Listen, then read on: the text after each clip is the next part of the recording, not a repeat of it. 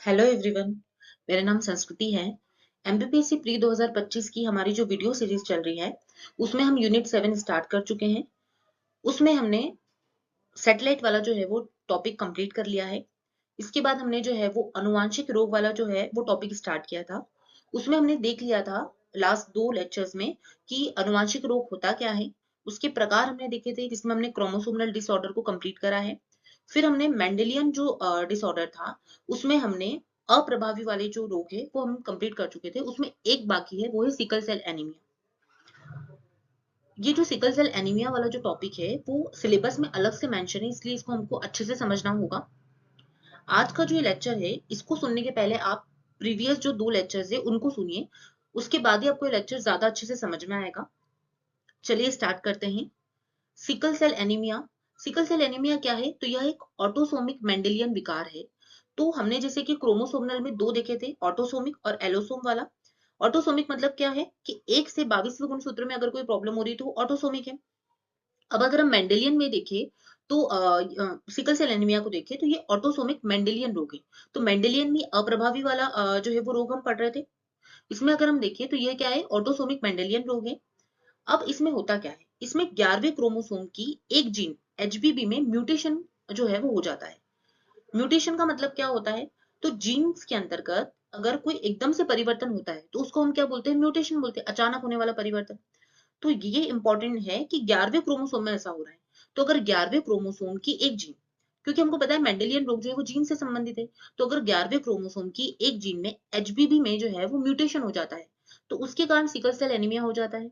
अब ये एचबीबी है क्या? तो एचबीबी जीन जो होता है वो हीमोग्लोबिन का निर्माण करने वाली जीन होती है, और अगर इसमें म्यूटेशन हो गया तो आपको सिकल सेल एनीमिया हो जाता है।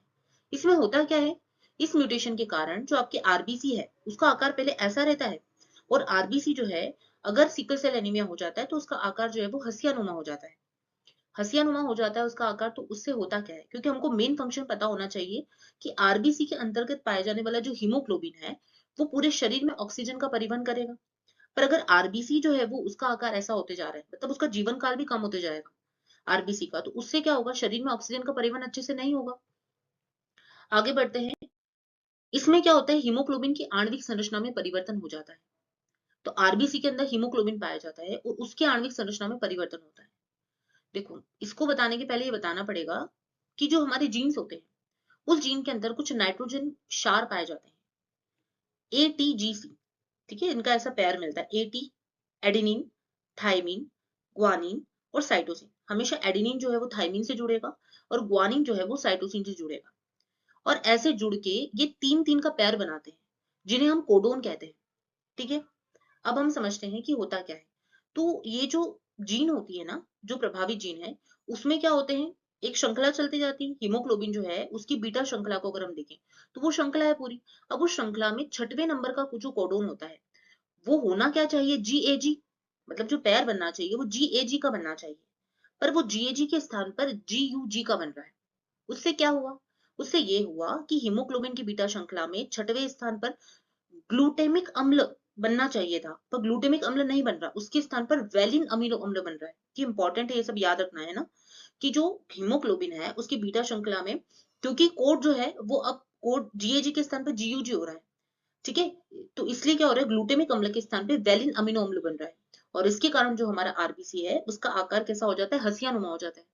अधिकतर इस प्रकार की जो बीमारी होती है वो मलेरिया प्रभावित क्षेत्रों में बहुत ज्यादा देखने को मिलती है। आगे बढ़ते हैं।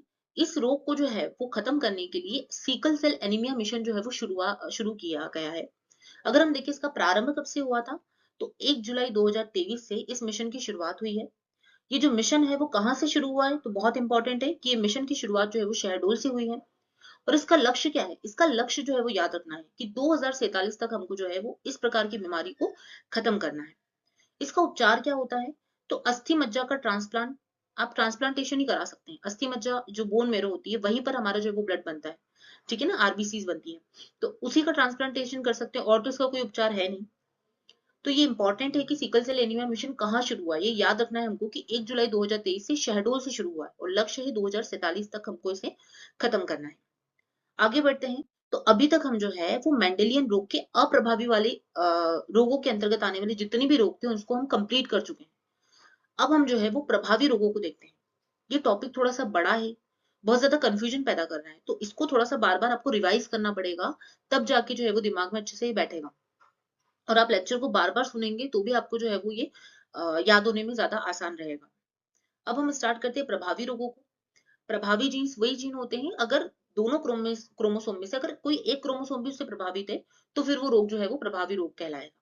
ठीक है, ये हम देख चुके थे लास्ट लेक्चर में। अब हम देखते हैं कि हंटिंगटन कोरिया रोग क्या है। तो इसमें जो है वो चौथे नंबर का क्रोमोसोम प्रभावित होता है। इसमें क्या होता है प्रभाव, कि हाथ पैर जो है वो कांपने लग जाते हैं व्यक्ति के, और याददाश्त में जो है वो कमी होती है। इसके बाद हम देखते हैं एल्जाइमर रोग। एल्जाइमर रोग याद रखना कि मस्तिष्क से संबंधित रोग है। इसमें आपका 19वां और 21वें नंबर का गुणसूत्र प्रभावित होता है। मैंने आपको प्रीवियस लेक्चर्स में भी बताया था कि हमको सबसे इंपॉर्टेंट याद रखना है कि कौन से नंबर का गुणसूत्र प्रभावित हो रहा है और इसका प्रभाव क्या हो रहा है रोग का, सिर्फ हमको इतना इंपॉर्टेंट है जो याद रखना है। तो मस्तिष्क में एमेलॉइड प्रोटीन का जमा होने लग जाता है। ये एमेलॉइड प्रोटीन क्या करता है, तो हमारे जो अंग है, जितने भी टिश्यूज वगैरह होते हैं ना, उनको खराब करने लग जाता है।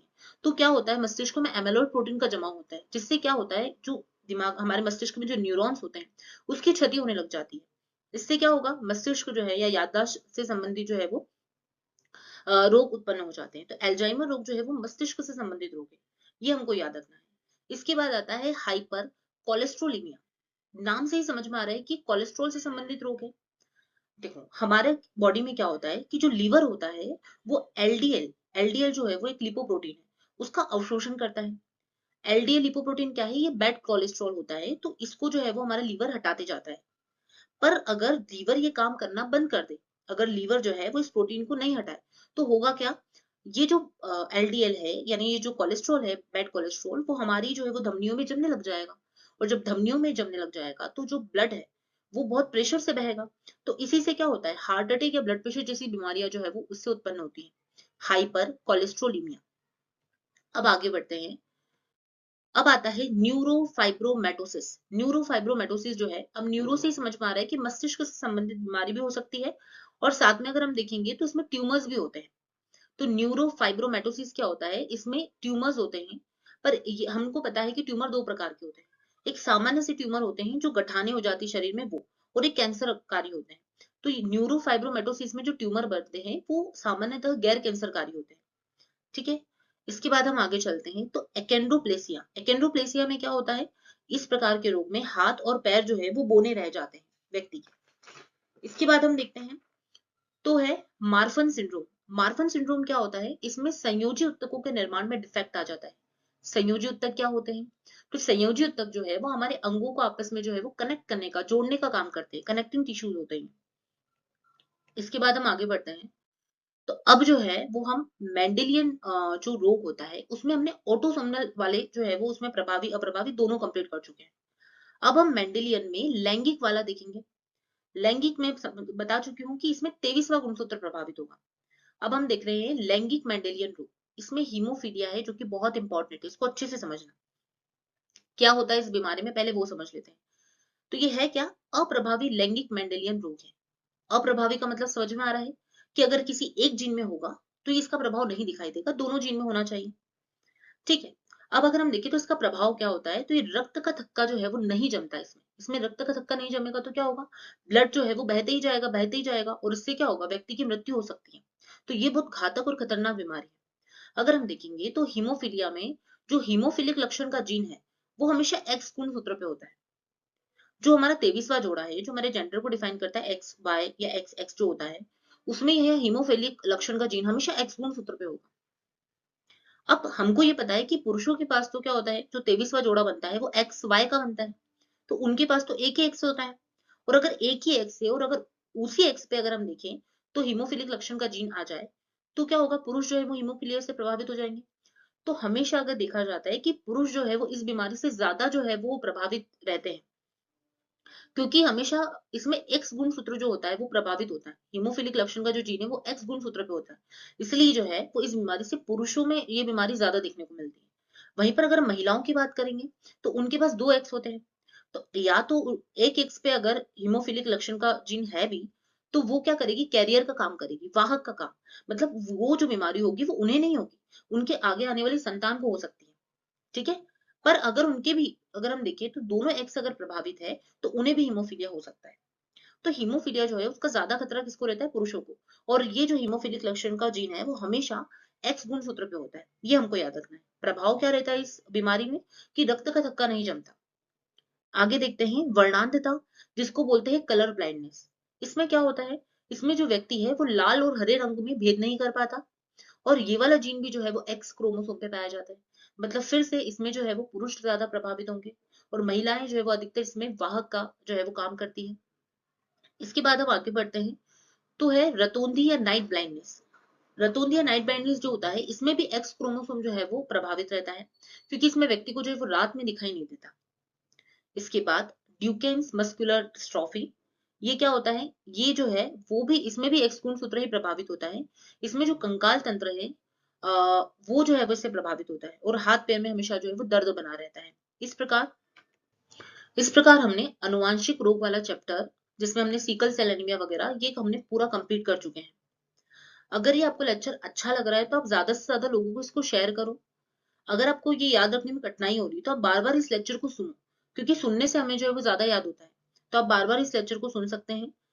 ये पूरा जो है कंटेंट वो पूरा नोट्स के फॉर्म में है।